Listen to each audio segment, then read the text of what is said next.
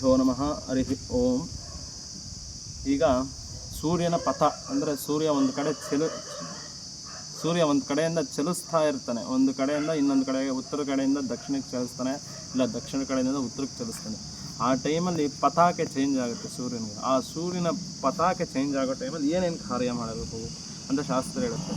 ಯಾರು ತಂದೆ ತಾಯಿಗಳಿರಲ್ವೋ ಬ್ರಾಹ್ಮಣರಾದರೆ ತಂದೆ ತಾಯಿಗಳ ತರ್ಪಣ ಬಿಟ್ಟು, ತರ್ಪಣ ಏನಕ್ಕೋಸ್ಕರ ಬಿಡ್ತಾರೆ ಅವ್ರಿಗೆ, ಯಾವ ಅಮಾವಾಸ್ಯೆ ಟೈಮಲ್ಲಿ ತರ್ಪಣ ಏನಕ್ಕೆ ಬಿಡ್ತಾರೆ ಅಂದರೆ, ಆ ಪಿತೃಗಳು ಕಾಯ್ತಿರ್ತಾರೆ. ಮನೆ ಬಾಗಿಲು ಬಂದು ಅಪರಾಹ್ನ ಕಾಲ ಬಂದ ಕೂಡಲೇ ಅವ್ರವ್ರ ಮನೆ ಬಾಗಿಲ ಹತ್ರ ಪಿತೃಗಳು ಕಾಯ್ತಿರ್ತಾರೆ.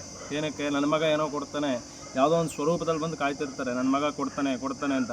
ನೀವು ಯಾವತ್ತೂ ಆ ಪಿತೃಗಳು ಕೊಡಲ್ವೋ 12 ಗಂಟೆಯಿಂದ ಒಂದು ಅಪರಾಹ್ನ ಕಾಲಗಳ ತನಕ ಇರ್ತಾರೆ ಅವ್ರ ಪಿತೃಗಳು, ನೀವು ಯಾವತ್ತು ಕೊಡಲ್ವೋ ಅವಾಗ ನಿಮ್ಮ ವಂಶ ಅಭಿವೃದ್ಧಿ ಆಗಲ್ಲ. ಏನಂತ ಹೇಳುತ್ತೆ ಶಾಸ್ತ್ರ? ಪಿತೃಗಳಿಗೆ ತೃಪ್ತಿ ಆಗಬೇಕು. ಪಿತೃಗಳು ತೃಪ್ತಿ ಆದರೆ ವಂಶಾಭಿವೃದ್ಧಿ, ಗಂಡ ಸಂತಾನ. ಮತ್ತು ಎಷ್ಟೋ ಜನಕ್ಕೆ ಸಂತಾನಹೀನ ಆಗಿರುತ್ತೆ, ಅದು ಪಿತೃಗಳ ಶಾಪ. ಯಾರು ತಿಥಿಗಳು ಬಿಟ್ಟಿರ್ತಾರೋ ಮತ್ತು ಇತ್ಯಾದಿಗಳನ್ನು ಬಿಟ್ಟಿರ್ತಾರೋ ಅವ್ರಿಗೆ ಪಿತೃಗಳ ಶಾಪ ಇರುತ್ತೆ. ಆ ಪಿತೃದೋಷ ಯಾರು ನಿತ್ಯ ಪೂಜೆ, ಯಾರ ಮೇಲೆ ನಿತ್ಯ ನೈವೇದ್ಯ, ಯಾರ ಮೇಲೆ ನಿತ್ಯ ಪಿತೃತರ್ಪಣಗಳೆಲ್ಲ ನಡೀತಿರುತ್ತೋ ಅವ್ರ ವಂಶ ಅಭಿವೃದ್ಧಿ ಆಗಿರುತ್ತೆ ಮತ್ತು ಅವ್ರು ಸುಖವಾಗಿರ್ತಾರೆ. ಅದಕ್ಕೋಸ್ಕರ ನೀವು ಯಾವ ಹಬ್ಬ ಹರಿದಿನ ಮಾಡಲಿಲ್ಲ ಅಂದರೂ ಸಹಿತ ನೀವು ತಂದೆ ಹೋಗಿರೋ ದಿನ ಮತ್ತು ಅದೇ ರೀತಿ ತಂದೆ ಸತ್ತಿರೋ ದಿನವಾಗಲಿ ನೀವು ಬ್ರಾಹ್ಮಣರಾದರೆ ತರ್ಪಣಗಳು ಮತ್ತು ಇತ್ಯಾದಿ ತಿಥಿಗಳನ್ನು ಮಾಡಿಸಿ. ಮತ್ತು ಬೇರೆಯವರಾದರೆ ನೀವು ಏನು ಸಮಾಧಿ ಕಟ್ಟಿರ್ತೀರೋ ಅಲ್ಲಿ ಹೋಗಿ ಪೂಜೆ ಮಾಡಿ. ಈ ದಕ್ಷಿಣಾಯನ ಪುಣ್ಯಕಾಲದಲ್ಲೂ ಸಹಿತ ಅಷ್ಟೇ.